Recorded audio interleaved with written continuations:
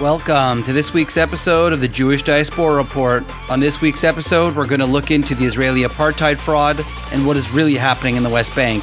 Let's get started.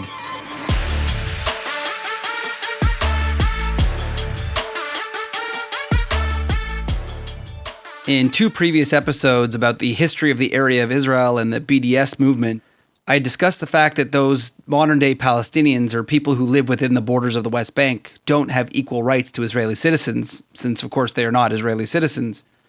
For more information and context on those episodes, please don't forget to check them out on your favorite podcast source. In response to those episodes, there were many requests for more information on the history of the area of the West Bank and how it ended up in the situation that we are today, especially when people seem to be calling it these days an apartheid. So in this episode, I thought I would tackle the history of the West Bank and how we got to where we are today. The history of the West Bank begins prior to World War I and World War II, when the majority of the Middle East was under the control of the Ottoman Turkish Empire. There were many provinces and peoples living under the Muslim leadership. Many Jewish people chose to return to their ancient homeland after being welcomed by the Ottoman Empire, following the Spanish Inquisition's expulsion of the Jews.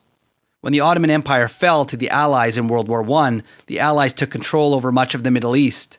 By the end of World War II, when the British have an official mandate over the area known as the Levant, the term used for the area known as the British Mandate for Palestine. Many world powers agreed at this point in time to end their colonization. This included much of the Middle East. For example, in 1946, the British created the modern state of Jordan. In 1947, the modern states of Iraq and Egypt are created when the British leave the region. However, due to the challenges over the area between the new Arab states and the Jews in the area, it is not until 1948 when the British mandate in the area ends. Rather than deciding who takes control over this disputed area, the British chose to turn the area over to the newly formed United Nations, who chose to partition the area into a new state for the Jews and the Arabs. Notice it's not a Palestinian state yet. This is an Arab state. Resolution 181 by the United Nations states the creation of an independent Arab state and a Jewish state, along with a special international regime for the city of Jerusalem, is to be created. The partition plan, a 4-part document attached to the resolution, provided the termination of the mandate, the progressive withdrawal of British forces, and the delineation of boundaries between the two states. Part 1 of the plan stipulated that the mandate would be terminated as soon as possible, and the United Kingdom would withdraw no later than the 1st of August, 1948. Following the immediate agreement and adoption of the United Nations resolution, Israel declared itself a state in the area agreed upon by the United Nations. On May 14, 1948, the leadership of the Jewish community in the British Mandate for Palestine declared the re-establishment for the first independent Jewish state in the land for thousands of years.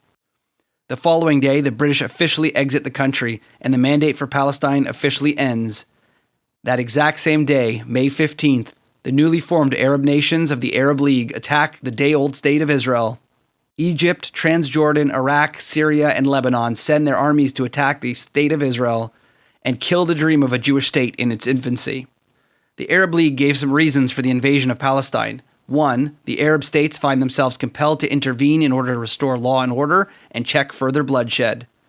2. The mandate over Palestine has come to an end, leaving no legally constituted authority. 3. The only solution of the Palestinian problem is the establishment of a unitary Palestinian state.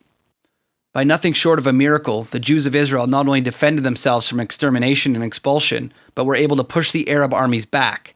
This included the Israelis taking control of more land than was originally given to them by the UN partition plan.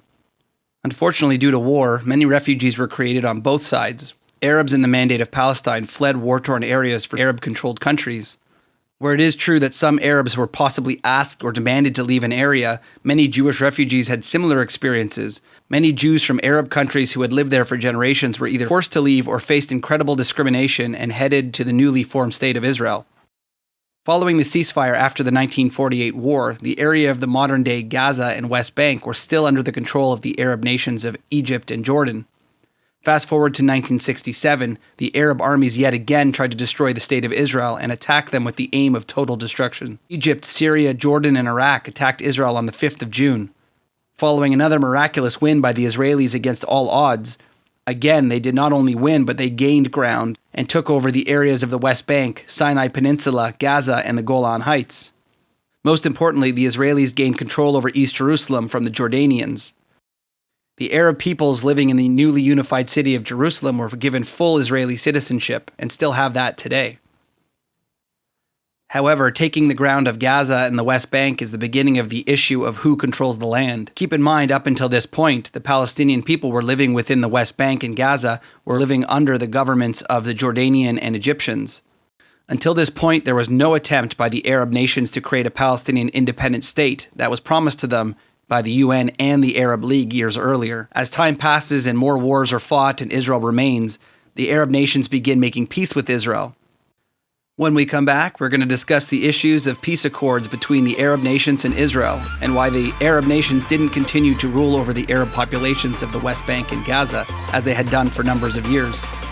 We will be right back after this quick break on the Jewish Diaspora Report.